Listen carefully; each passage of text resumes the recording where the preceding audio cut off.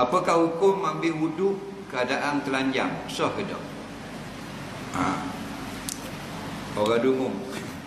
Soalan pertama, ambil wuduk telanjang sah ke tak? Lek, ambil wuduk tak? Lepas mandi pakai kain tak? Telanjang? Oh, mu tanya.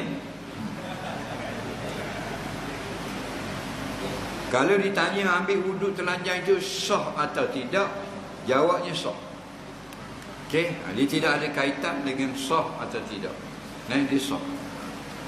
Dia nak sah ni, kita kena tengok syarat sah wuduk. Okey, syarat sah wuduk. Apa dia? Yang pertama, iaitu membasuh dengan air mutlak. Sah.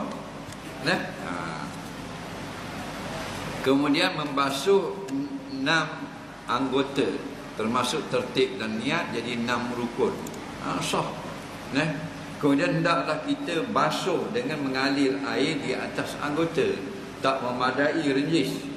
Jadi hal tu semua kita buat, cuma dia tidak memakai pakaian yang menutup aurat, maka hukum wuduknya tetap sah.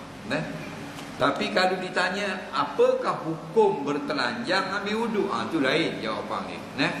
Sama macam orang tanya kita, sah atau tidak semayang lelaki pakai rantai emas? Jawabnya sah. Kerana rantai emas ke rantai apa tidak ada kaitan tentang sah. Cuma walaupun sah semayang lelaki pakai rantai emas, perbuatan dia haram, berdosa. Jadi perbuatan mengambil wuduk telanjang ini, pendapat yang paling kuat makruh. Bila makruh tu? Kalau dia telanjang tu di tempat yang tidak ada mata yang melihat. Kalau dia open public, hukumnya haram lah, walaupun wuduknya itu sah.